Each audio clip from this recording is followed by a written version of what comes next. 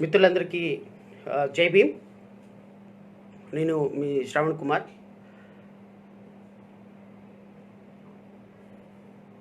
ఈరోజు లైవ్లోకి రావడానికి కారణం ఏంటంటే మిత్రులారా, నిన్న ఆంధ్రప్రదేశ్ రాష్ట్రంలో జరిగినటువంటి సంఘటన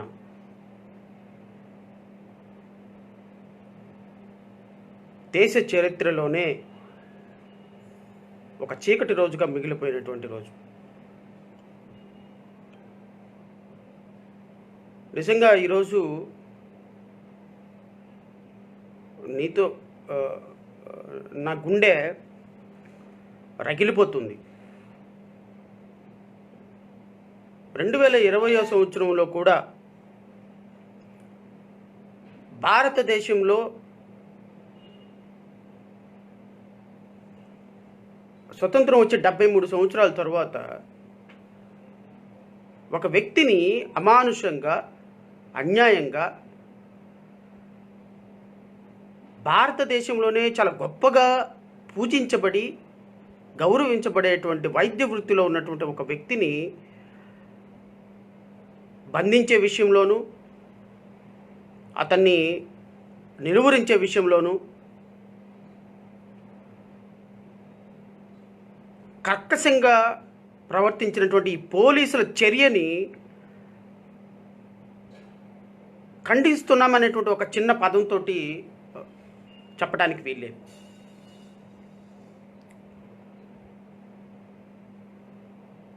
నిన్న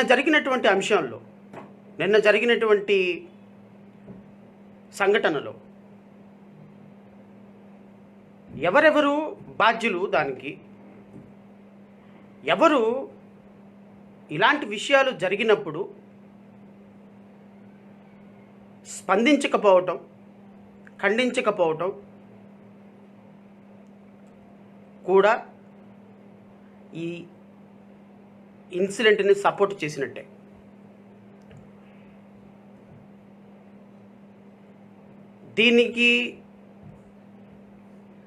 దీని చరిత్రకి కొంత వెనక్కి వెళ్ళే ముందు నేను 2 మాటలు చెప్పాలి మిత్రులారా మీకు.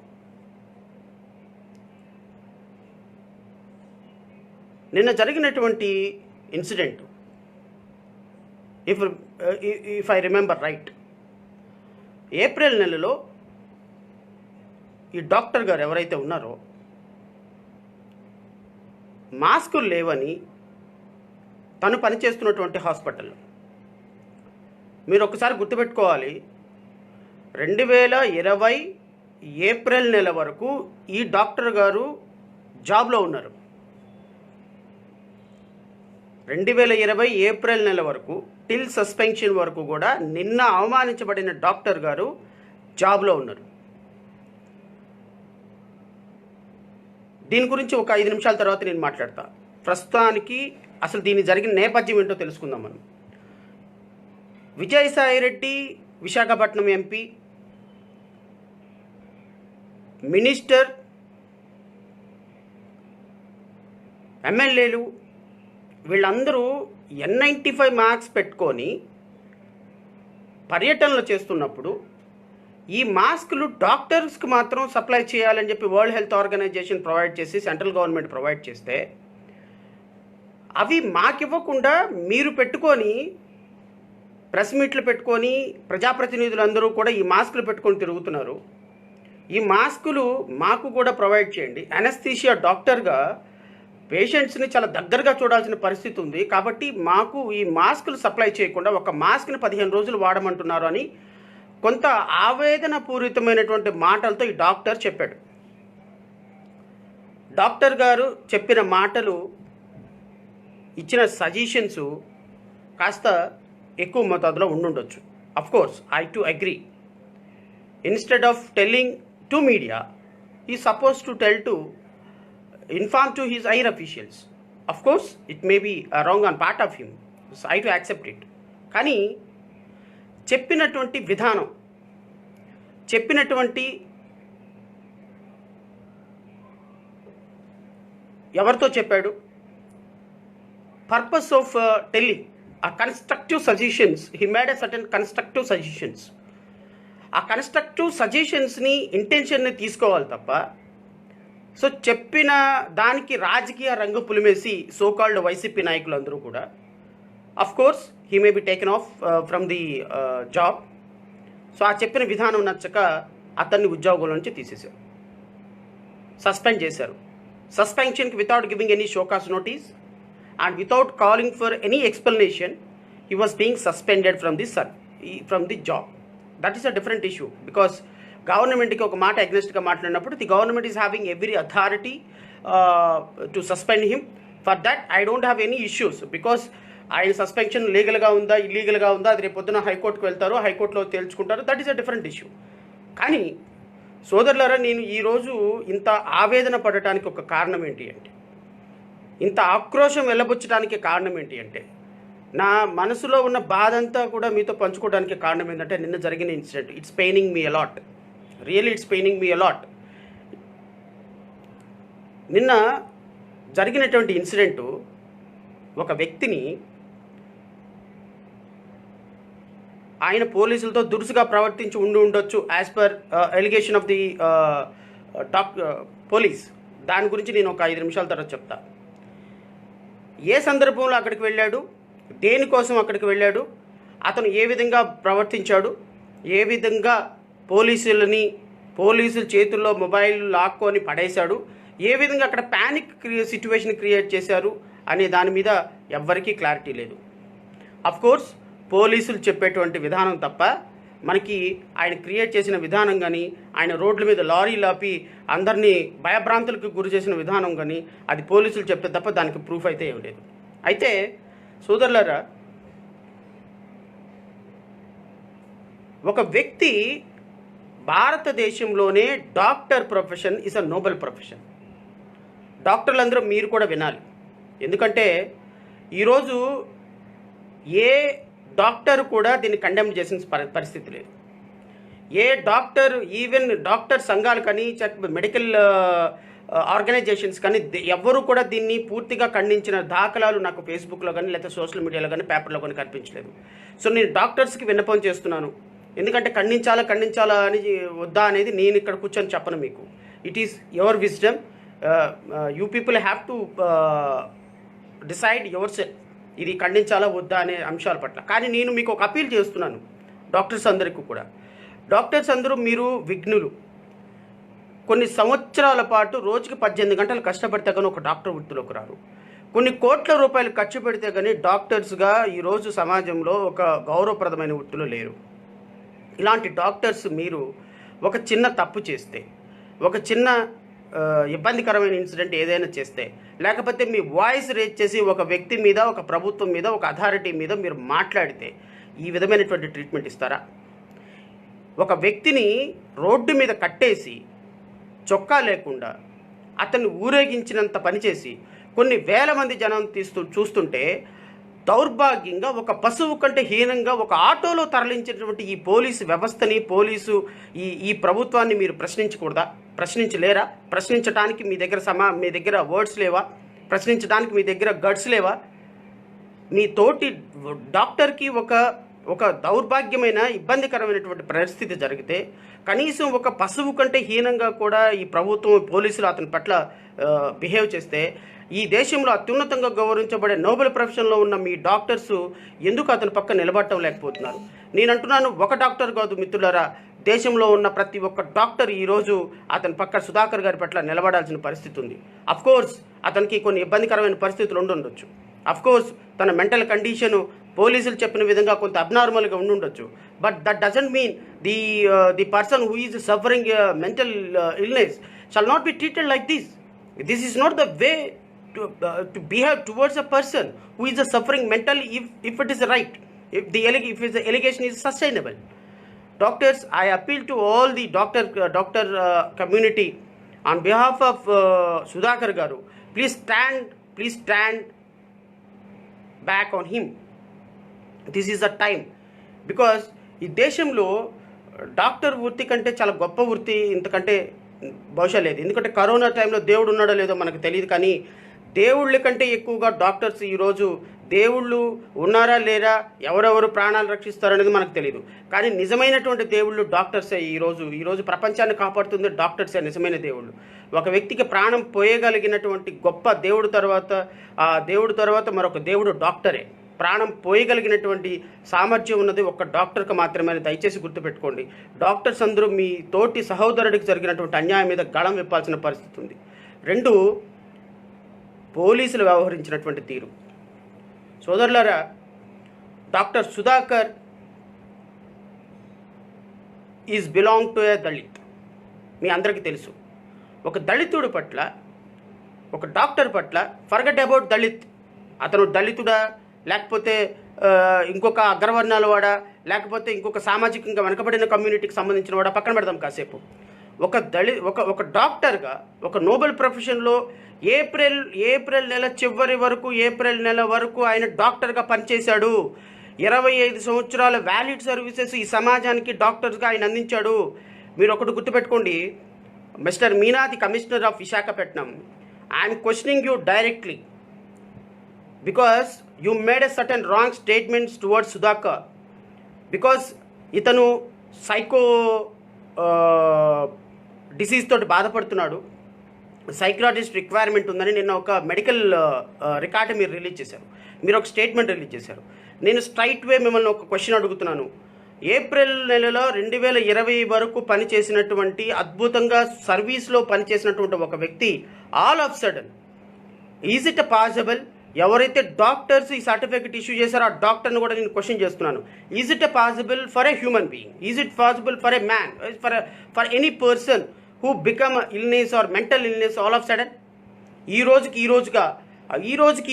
లేకపోతే ఒక 10 రోజులు జరిగినటువంటి ఇన్సిడెంట్లో పిచ్చివాడు అయిపోతాడా, సైకో అయిపోతాడా? ఒక డాక్టర్గా కొన్ని సంవత్సరాల పాటు, 10 సంవత్సరాల పాటు, కొన్ని 30 సంవత్సరాలు, 25 సంవత్సరాల నుంచి మించుగా ఆయన సర్వీస్, 25 సంవత్సరాల పాటు అద్భుతమైనటువంటి ఎటువంటి రిమార్క్స్ లేకుండా, ఎటువంటి ఎంక్వైరీ లేకుండా సర్వీస్ అందించినటువంటి ఒక వ్యక్తి ఆల్ ఆఫ్ సడన్ సైకోగా మారిపోతాడా? All of sudden psychological disorder తోటి బాధపడతాడా? మీకు సిగ్గు ఏమైనా ఉందా కనీసం ఆ స్టేట్మెంట్ ఇచ్చేదానికి? కనీసం ఏమైనా సరే ఆ డాక్టర్కి ఏమైనా సరే జ్ఞానం ఉందా? కనీసం డాక్టర్ ఏ సందర్భంలో సైకోగా మారుతాడు, దానికి ప్రీవియస్ హిస్టరీ ఉందా లేదా? Assume a moment is a psycho అనుకుందాం moment. Is this the way to deal with him? Don't you know the law? Mental health care act 2017 ఏం చెప్తుంది? DK Basu versus state of West Bengal కేసులో హౌరు సుప్రీంకోర్టు ఏం చెప్తుంది? ఒక అరెస్ట్ కాబడినటువంటి వ్యక్తిని ఏ విధంగా డీల్ చేయాలో don't you no? Being an IPS officer, ఒక ఐపీఎస్ ఆఫీసర్గా ఈ దేశంలో ఒక డాక్టరు, ఒక ఎక్యూజ్డ్, ఒక సామాన్యుని డీల్ చేసే విధానం మీ పోలీసులకు తెలీదా? DK Basu case versus West Bengal కేసులో సుప్రీంకోర్టు ఇచ్చినటువంటి గైడ్లైన్స్ మీరు గమనించలేదా? మీకు తెలీదా? ఎప్పుడు చూసి అక్షంతలు వేయించుకుంటూనే ఉంటారు హైకోర్టు నుంచి. మీకు ఈ విషయాల పట్ల అవగాహన లేదా? ఎందుకు ఒక వ్యక్తిని, మెంటల్ ఇల్నెస్తో బాధపడుతున్నటువంటి ఒక వ్యక్తిని మెంటల్ హెల్త్ కేర్ యాక్ట్ 2017కి అనుగుణంగా మీరు ఎందుకు అతన్ని ట్రీట్ చేయలేదు? అతనితో ఎందుకు బిహేవ్ చేయలేదు? Article 21 is a right to life with dignity. Article 19 is a freedom of expression. Article 19, 21 violate చేసే విధంగా సుధాకర్ విషయంలో మీరు ఎందుకు ప్రవర్తించారు? అదే ఒక అగ్రవర్ణాల డాక్టర్ ఈ విధంగా బిహేవ్ చేస్తే అతనితో మీరు ఈ విధంగా బిహేవ్ చేస్తారా? ఒక అగ్రవర్ణాలకు సంబంధించినటువంటి డాక్టర్ ఈ విధంగా మాట్లాడితే, ఈ విధంగా ప్రభుత్వం మీద మీరు స్పందించి ప్రభుత్వం మీద విమర్శలు కురిపిస్తే మీరు ఈ విధంగా అతనితో బిహేవ్ చేస్తారా? Straight question I'm asking you. Please answer to the public, not to me.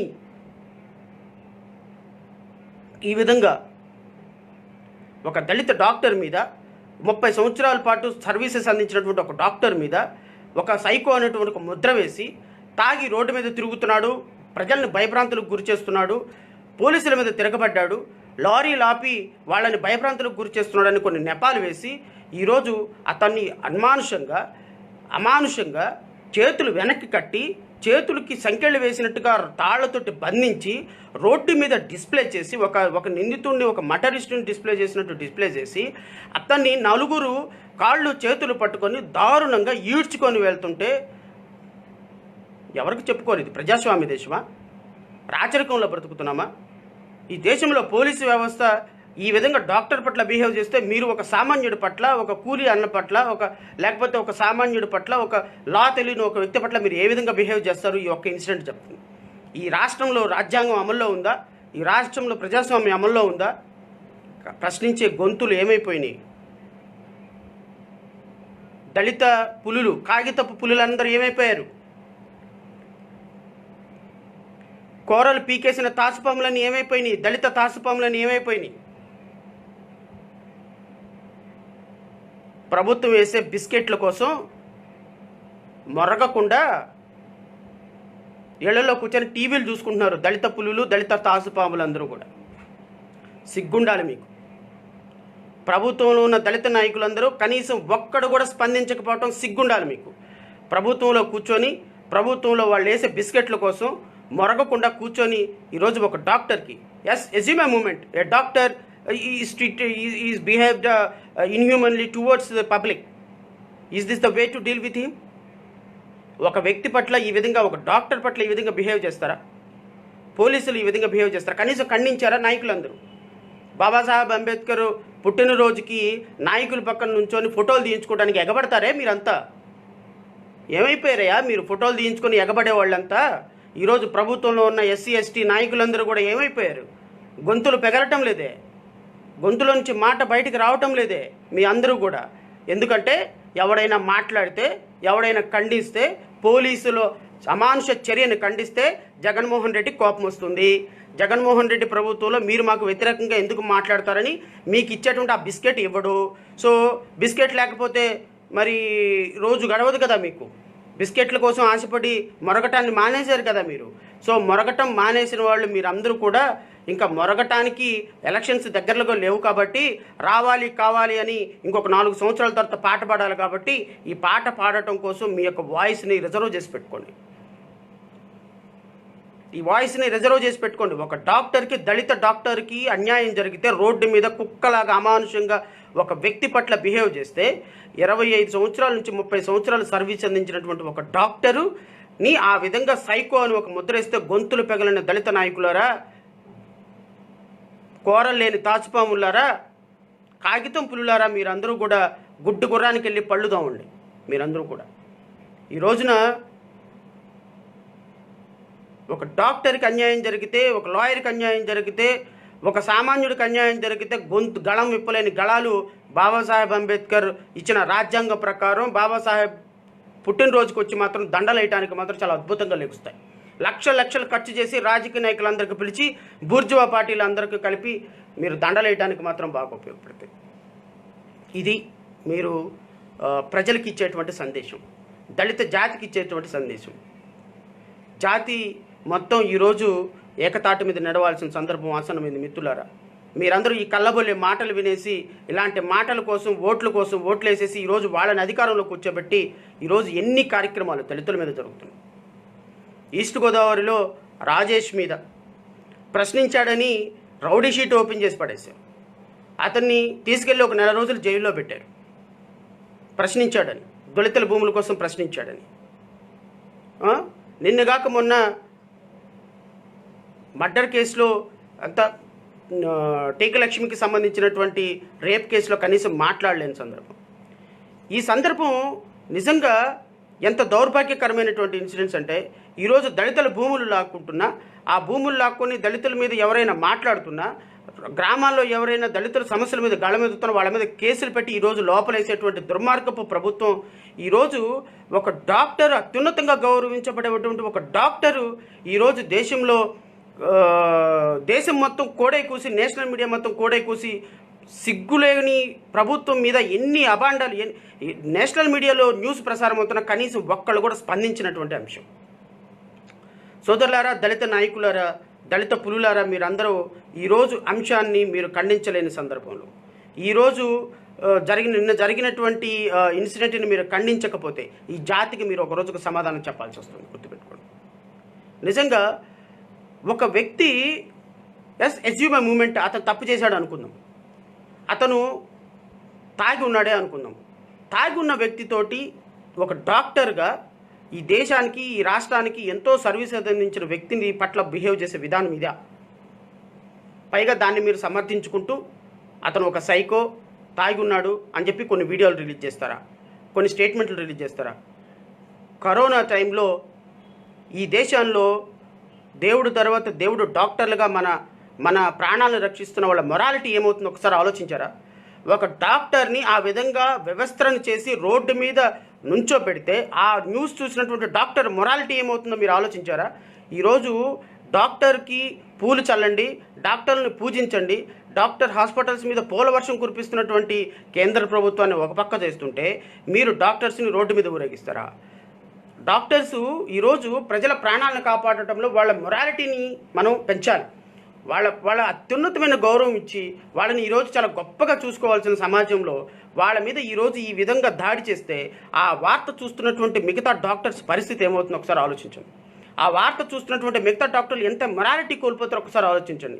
ఈ విధంగా మా సోదరుడికో లేకపోతే మా కమ్యూనిటీ వ్యక్తికో ఒక డాక్టర్కో ఈ విధంగా జరుగుతుంటే ఇంకా మేము దేనికోసం పోరాడాలని మొరాలిటీ దెబ్బతింది అంటే ఈ దేశాన్ని ఈ బ్రహ్మ దేవుడు కూడా రక్షించలేదు. గుర్తుపెట్టుకోండి జగన్మోహన్ రెడ్డి గారు, మీరు ఇమ్మీడియట్గా ఎవరెవరైతే ఈ ఇన్సిడెంట్లో అత్యుత్సాహం ప్రదర్శించారో ఎస్పీని ఇమ్మీడియట్గా కమిషనర్ ఆఫ్ పోలీసుని విశాఖపట్నం నుంచి ట్రాన్స్ఫర్ చేయాలి.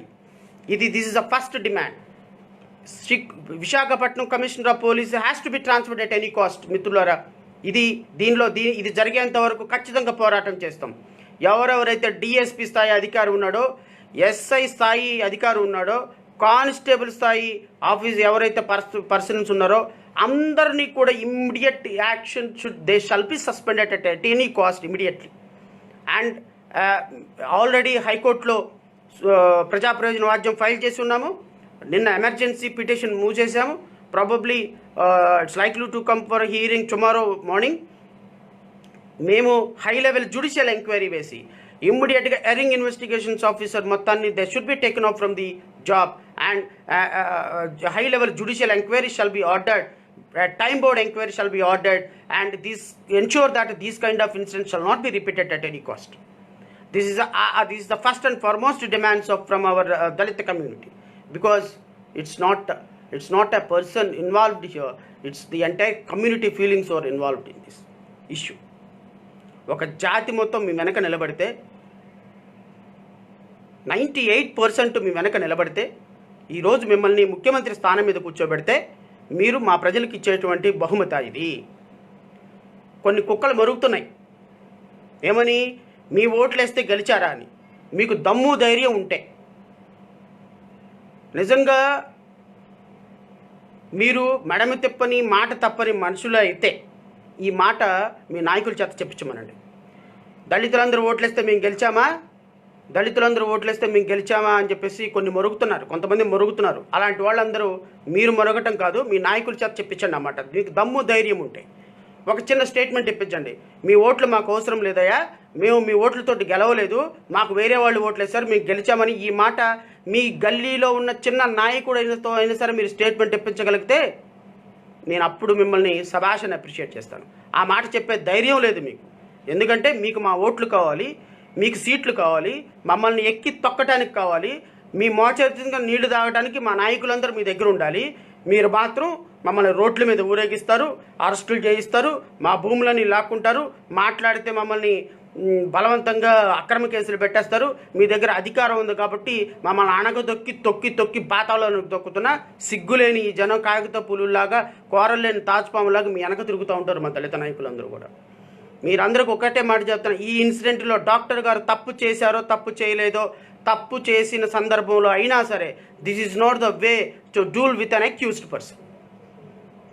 ఒక సామాన్యమైనటువంటి వ్యక్తి, అతను డాక్టరా పక్కన పెట్టేద్దాం, దళితుడా పక్కన పెట్టేద్దాం, ఒక సామాన్యమైనటువంటి వ్యక్తి తాగి రోడ్డు మీద నుంచొని ఉంటే అతన్ని మీరు డిస్ప్లే చేస్తూ రోడ్డు మీద రెక్కలు విరిచి రోడ్డు మీద నుంచోబెట్టాల్సిన అవసరం ఏమొచ్చింది? నెంబర్ 1.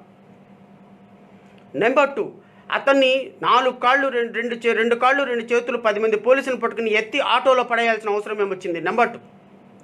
నెంబర్ 3, అతను చొక్కా లేకుండా డిస్ప్లే చేస్తుంటే అతనికి చొక్కా వేసి అతనితో సాఫ్ట్గా డీల్ చేసి రెండుసార్లు తీసుకెళ్ళిపోయేటువంటి అవకాశం మీ దగ్గర లేదా? ఒక డాక్టర్తో డీల్ చేయడానికి అక్కడ కనీసం ఏ ఒక్క హైయర్ అఫీషియల్స్ అయినా రాడా? ఒక డాక్టరు, అత్యున్నతమైనటువంటి స్థాయిలో ఉన్నటువంటి డాక్టరు ఆ విధంగా మానసిక పరిస్థితి బాగాలేదో అనుకుందాం కాసేపు, ఎజ్యూమ్ ఏ మూమెంట్ మీరు అనుకుంటున్నట్టుగా, ఒక ఎస్పీ స్థాయి అధికారి, ఒక కమిషనర్ స్థాయి అధికారి, ఒక డిఎస్పీ స్థాయి అధికారి వచ్చి అతనికి నచ్చచెప్పి తీసుకెళ్ళలేడా?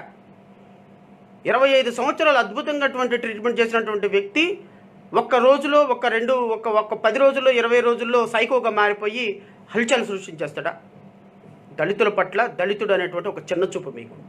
ఎవడు మాట్లాడలే, వీడు వెనక ఎవడు లేడులే అని చిన్న చూపు. నేను ఈరోజు పోలీసులందరికీ కూడా ఈ వీడియో ద్వారా ఒకటే రిక్వెస్ట్ అని అనను, కానీ I'm appealing to every police official, please take immediate action against the airing officers. Otherwise law will take their own course. Babasaheb ఇచ్చినటువంటి రాజ్యాంగం ప్రకారం, చట్టం ప్రకారం మేము చాలా తీవ్రంగా రాష్ట్రంలో పోరాటం చేయబోతున్నాం. ఆల్రెడీ ప్రజా ప్రయోజన వాద్యం ఫైల్ చేశాం. ప్రజా ప్రయోజన వాద్యంలో మేము చాలా స్పష్టంగా రాసాము, ఖచ్చితంగా దీని మీద యాక్షన్ తీసుకోమని చెప్పేసి హైకోర్టు వారిని మేము రిక్వెస్ట్ చేస్తున్నాం. కానీ మిత్రులారా, ఈరోజు జరిగినటువంటి ఇన్సిడెంట్ ఒక గొడ్డలి పెట్టుగా మాత్రం గుర్తుపెట్టుకోండి.